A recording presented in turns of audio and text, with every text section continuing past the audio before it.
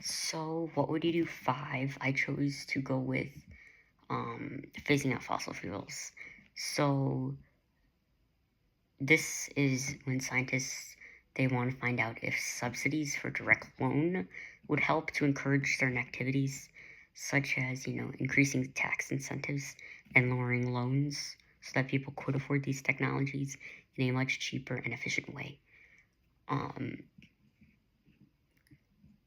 Subsidies are used as such a resource of energy to make it more affordable, and it kind of offsets the taxes on going all clean energy with alternative energy sources such as wind and solar power. So there's two options. There's one option which is to subsidize alternative energy by subsidizing costs of alternative providers, and this would stipend the cost and reductions that would help by lowering energy prices. The second option is the state to increase taxes on fossil fuels.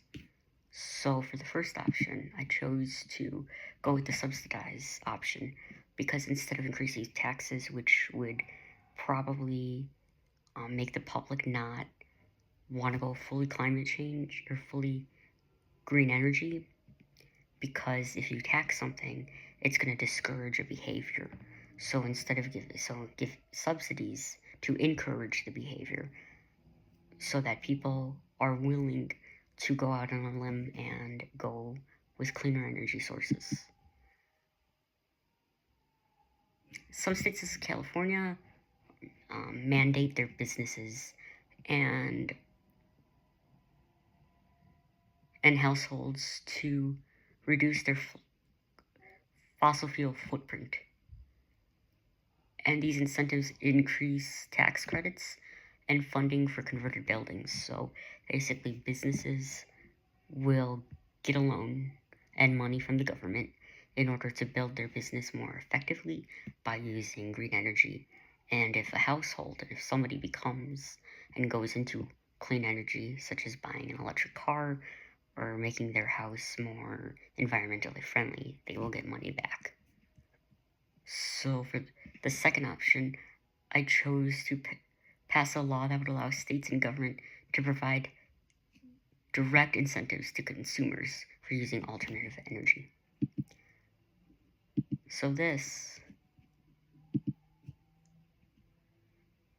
would be beneficial because the consumers will get an incentive and they will be willing to switch to this cleaner energy because it won't be as expensive as buying for instance, a gas car. It would be cheaper because you get that money and that tax write-off. So this would help in many ways. Poor people would realize the benefits of alternative energy because they would be able to afford it by getting money to buy that product. The environmentalists in this simulation thought that it was not successful because there would still be fossil fuels and a lot of people would still be using these sources of dirty energy. So our global age has dominated with greenhouse gases for decades, and going this way may be a little bit difficult, but it's better to have the consumer in mind and to have affordability and availability of these greenhouses, of these clean energy sources to help society. In the book Montgomery and Sherman, on page 388, it says, fossil fuels come in forms of harmful pollution and climate change. And recent found that there's only 2 to 7% electrical generations, and carbon emitting is pretty high. It's very bad for agriculture production and human health.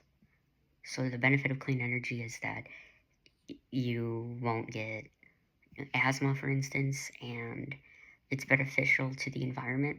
So, because of less CO2 or greenhouse gases being emitted to the environment.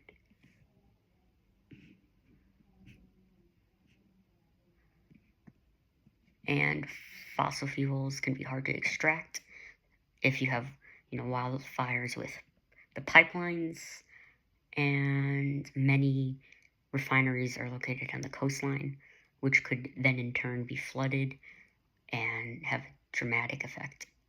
So, being climate friendly is better in many ways, and it's environmentally safe.